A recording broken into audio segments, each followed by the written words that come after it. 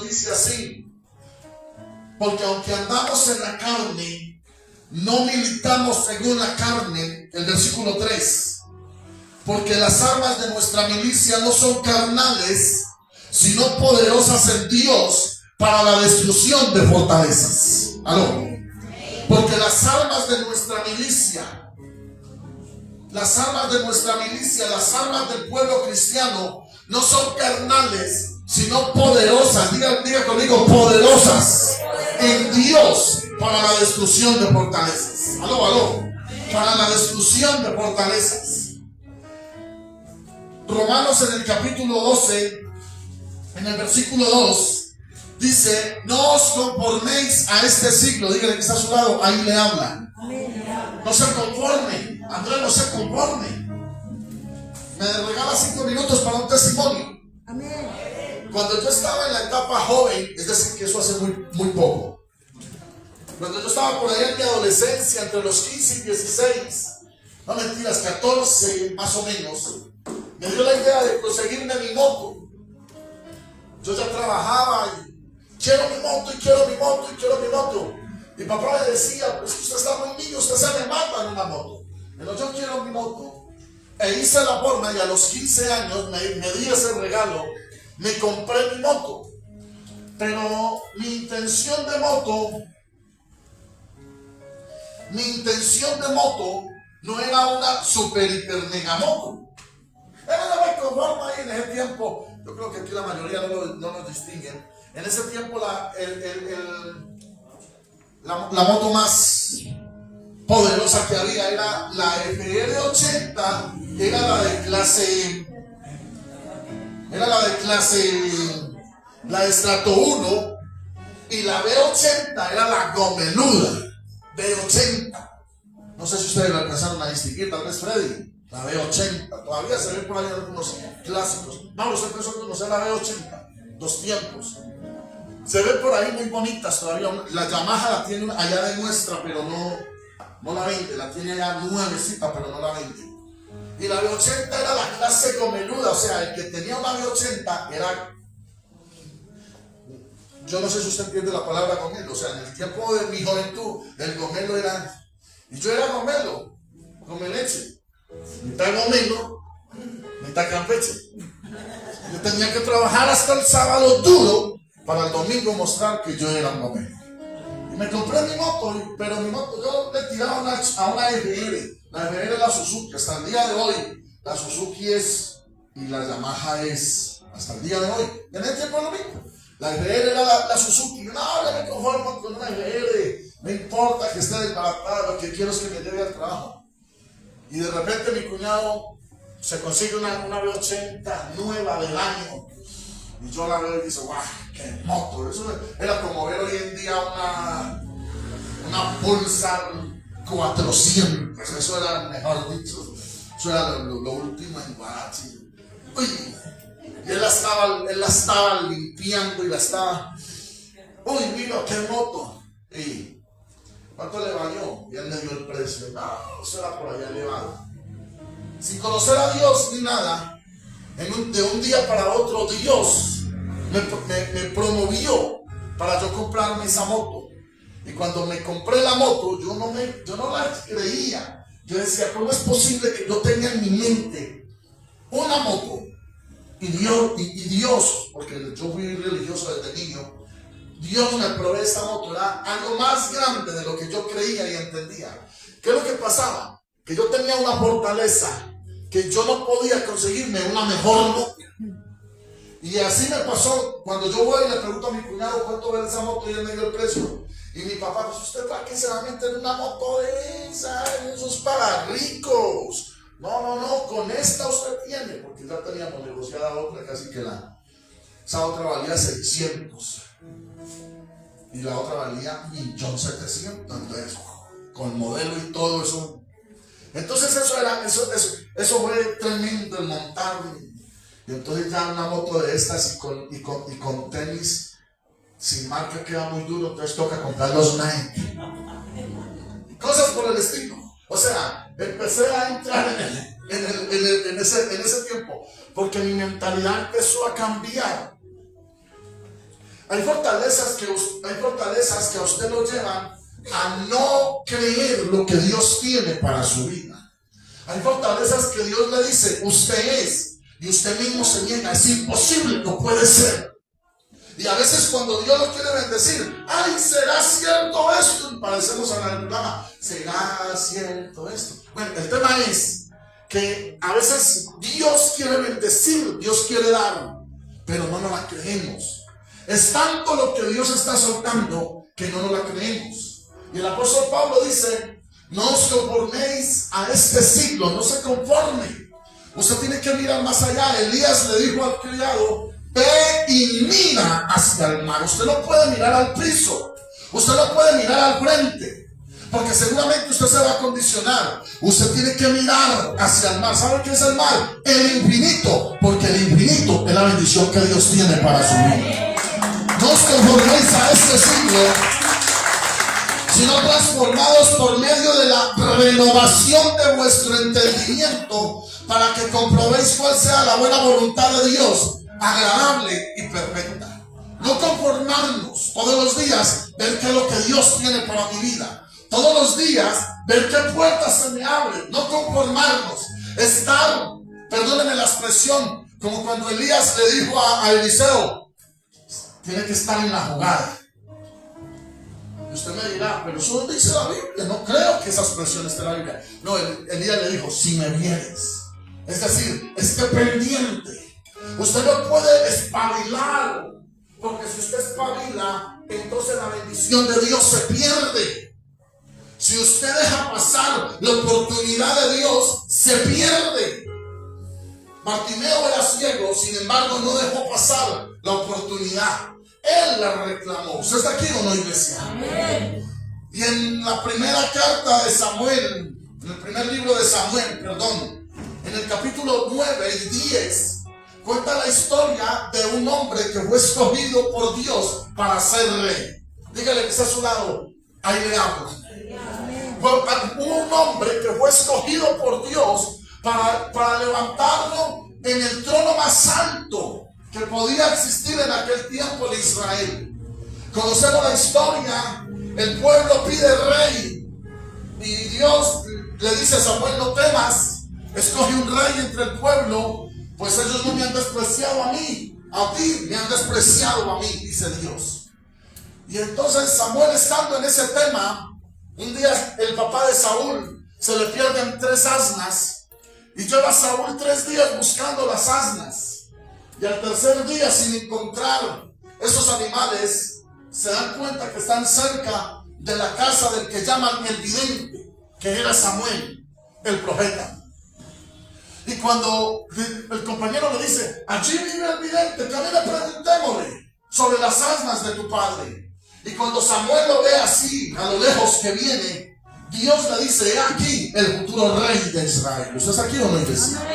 Cuando Dios visita un ministerio como estos, que no tiene mayor cosa, que no tiene gente, que no tiene economía, es porque Dios le está dando un espacio, un puesto privilegiado. Pero usted y yo tenemos que entrar en ese momento, en ese mover. ¿Usted está aquí o no, iglesia? Cuando en el domingo del congreso, el Espíritu de Dios descendió personalmente y se mostró ante cientos de personas, hablando que Él estaba en medio de nosotros. ¿Estamos de acuerdo o no? El detalle es que la gran mayoría no entendemos cuando Dios toca, cuando Dios ministra, y dejamos pasar la bendición de Dios. La gran mayoría de nosotros no entendemos cuando Dios habla. Dígale que está a su lado, hay que desarrollar un oído que escuche la voz de Dios. Porque la gran mayoría de nosotros, la iglesia, no ha podido desarrollar lo que Dios tiene para cada uno de nosotros. La iglesia no ha podido desarrollar ese mover glorioso que Dios tiene. Pero Dios habla. Aló. Dios desde niño nos ha hablado. Si usted echa mente, usted ha sido escogido de parte de Dios desde muchos años, desde que era su niño, desde que trabajó, desde que tuvo una experiencia a los 7 u 8 años, desde que empezaron a humillarlo, desde que empezaron a perseguirlo, desde que empezaron a estropear su propia vida, desde ese tiempo usted fue escogido por Dios para traer un nuevo tiempo a esta generación. ¿Estamos aquí o no, iglesia? Saúl era ese. Fue escogido en medio de la manada. Fue escogido en medio de la multitud. Dígale que está a su lado, usted es un escogido. Usted es un elegido. Lo que pasa es que usted no ha entendido. Usted no ha entendido. ¿Quiere que se lo diga o paso la hoja? O lo dejo para el domingo, lo dejo para el domingo más bien. Yo se lo voy a decir, pero espero que me siga amando. El tema es que la iglesia está acondicionada. Decimos creer a Dios, pero le creemos más al diablo. El tema es que la iglesia está condicionada a los paradigmas y costumbres que nuestros abuelos nos enseñaron. Cargamos con cargas de nuestros abuelos, con costumbres de nuestros abuelos, con fortalezas de nuestros abuelos, y muchos de nosotros ni conocimos a nuestros abuelos. Pero vaya y pregunte, eso lo tenía su abuelo. Usted va donde el médico, alguien tiene diabetes en casa, donde usted diga que usted se dio cuenta que su abuelo murió de diabetes, ahí mismo de una vez le dicen, usted tiene diabetes. Ahí mismo lo decreta. Ahí mismo dice, usted está propenso. Y usted ni siquiera conoció a su abuelo. Pero muchas veces cometemos ese error. No, pues por ahí me di cuenta que una tía mía como que sufrió de cáncer. Listo. Entonces usted está propenso. Ahí mismo le declaran cáncer. Y usted se la cree. Tenemos que hacer un examen para mirar que no tenga cáncer. Y usted se va a la casa, ¿será que tengo? ¿Será que tengo? ¿Será que tengo? Ya, lo está declarando. Porque hay fortalezas que vienen desde nuestros ancestros y nosotros las cargamos sin necesidad. ¿Estamos aquí o no? Amén. Ahora sí voy a empezar a predicar. Amén. Ahora sí voy a empezar a predicar. Hoy pastor, como así no me dijeron que esto era tan demorado. Hoy es vigilia.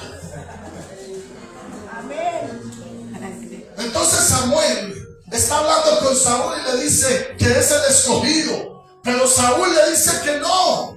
Saúl le dice que es imposible. Y quiere que le diga cuál era el argumento de Saúl. ¿Recuerda cuál era el argumento de Saúl? Dígame uno. Soy la tribu más pequeña de la casa de Israel. Otro argumento. Déjame un poquito al piano, hijo. Otro argumento. ¿Quién se acuerda?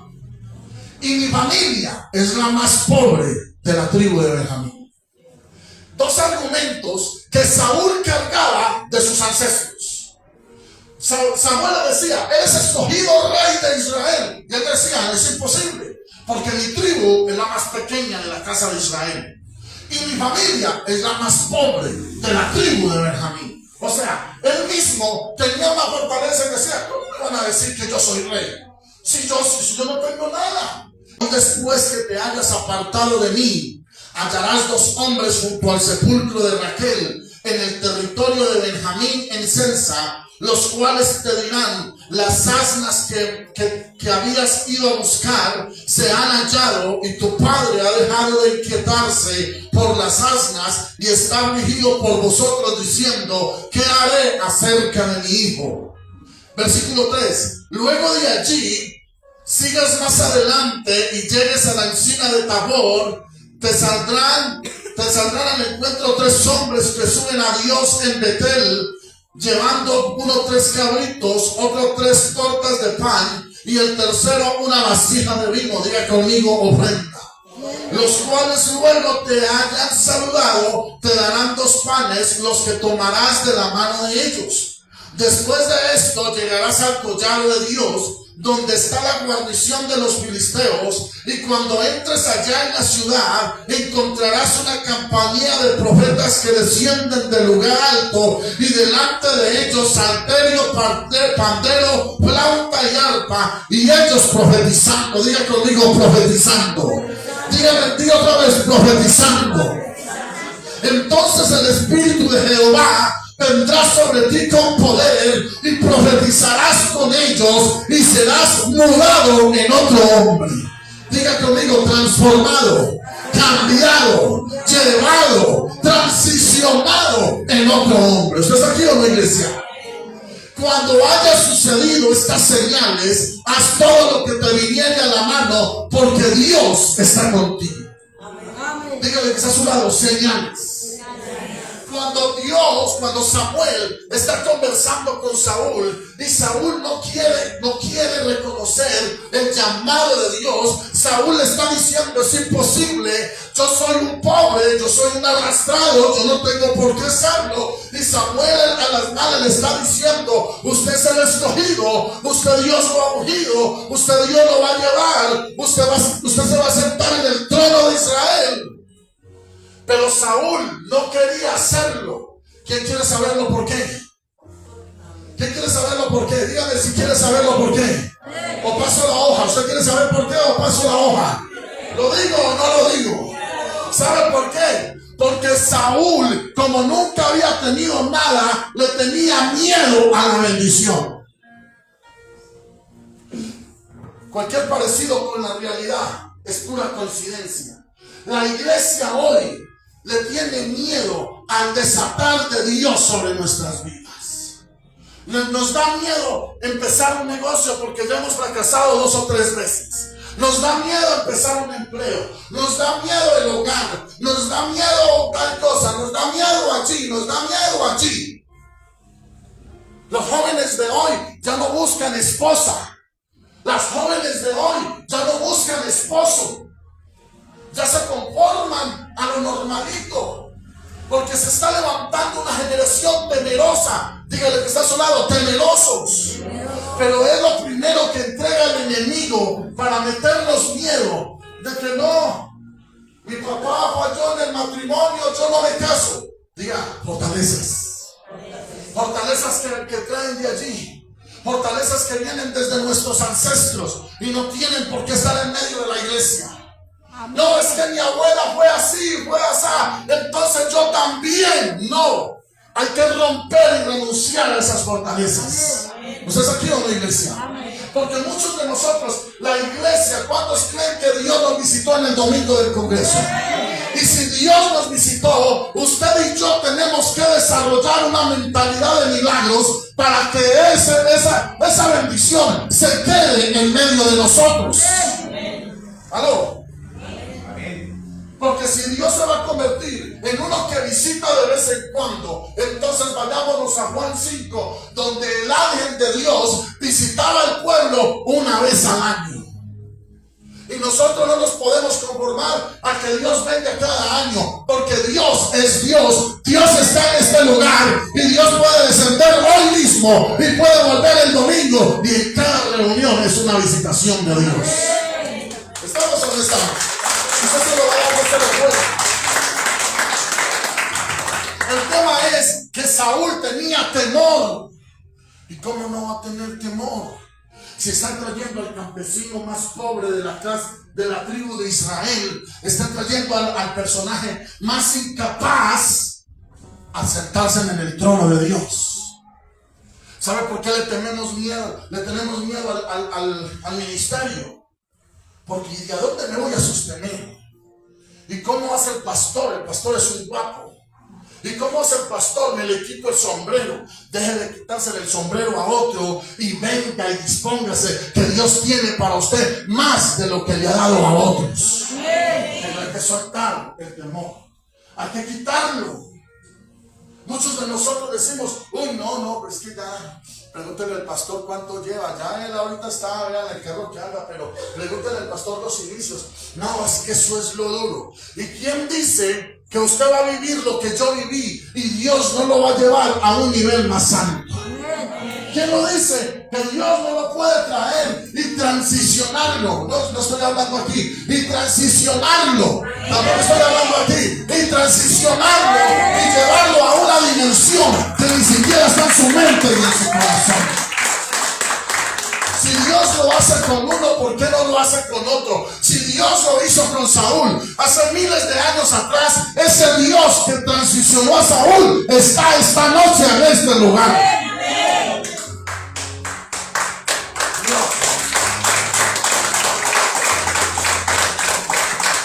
¿Sabe qué es lo que pasa a la iglesia? Que cree que el Dios que transicionó a Saúl es el Dios de Saúl.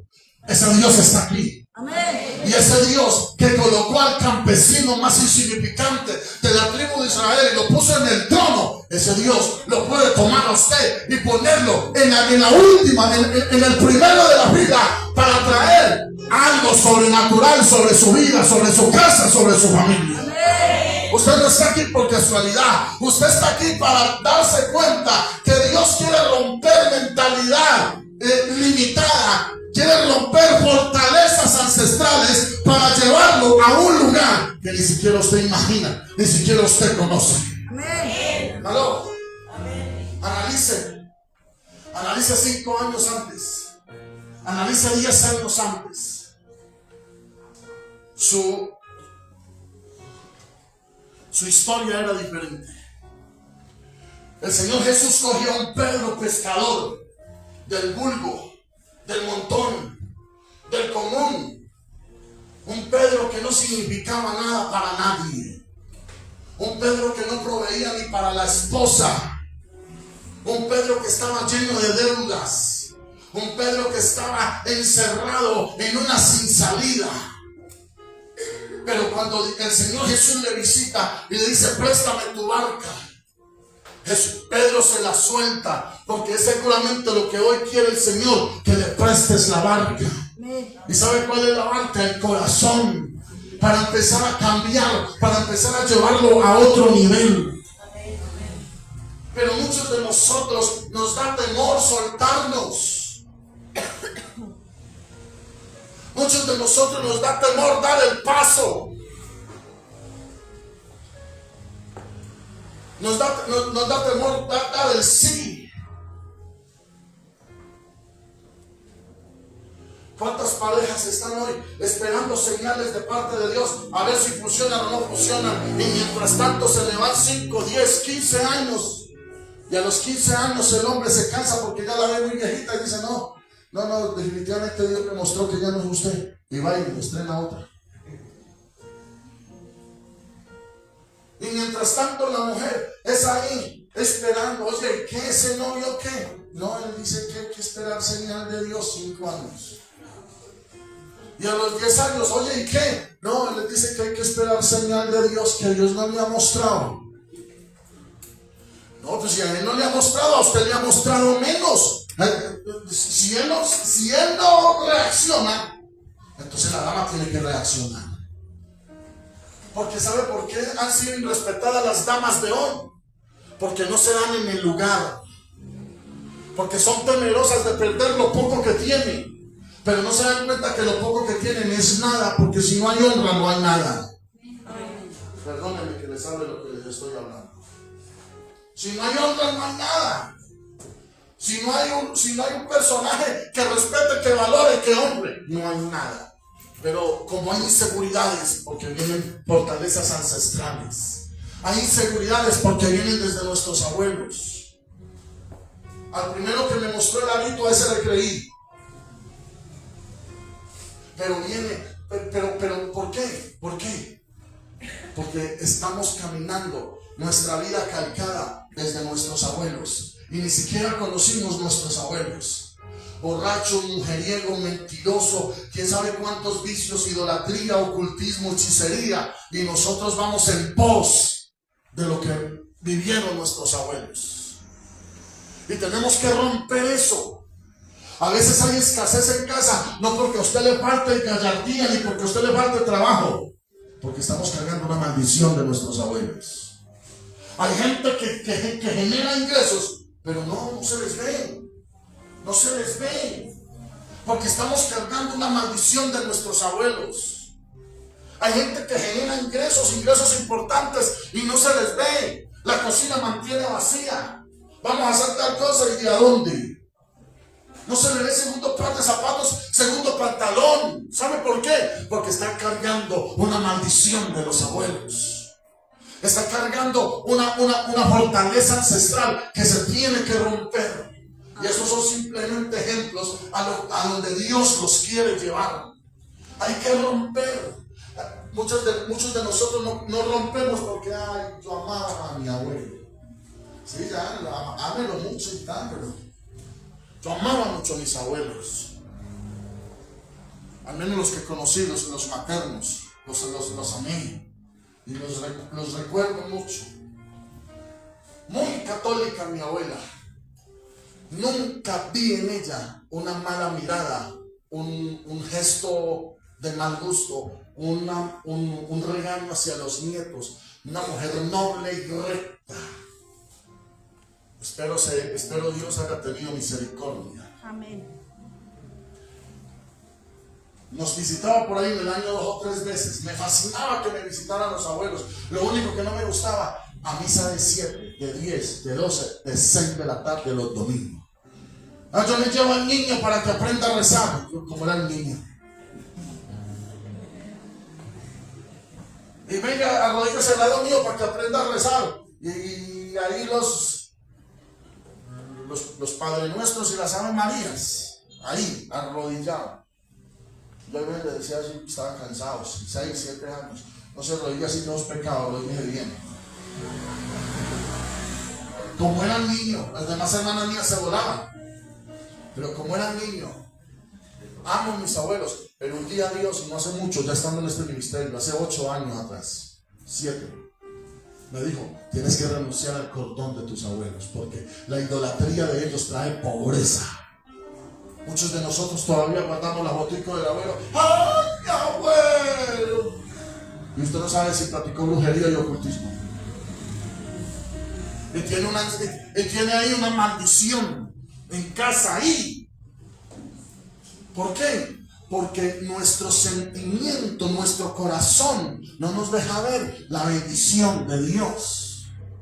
Y si todavía los tiene vivos, analices el pasado. Vaya, pregúntale por casualidad al abuelo o a la abuela que tiene viva cómo era el abuelo y verá para que usted escuche historias de terror.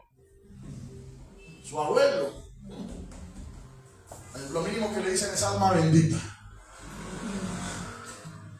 Hubo alguien que nos decía que está pagando de para arriba lo que hizo de para abajo.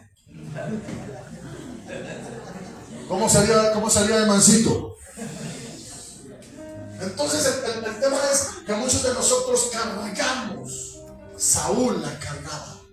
A Saúl se le dio la bendición, pero él la rechazó desde el inicio. La predicación ahorita no fue como perdió Saúl esa bendición. La predicación es que era de él y de todos sus ancestros, pero él la rechazó desde el principio porque tenía fortalezas ancestrales. Tenía fortalezas aquí que él no permitía, y cuando se dio cuenta que era de él, ya no lo supo manejar. Ya se desbocó por otro lado, ya despreció fue a Dios y quiso la fama que le dio todo lo que Dios le dio.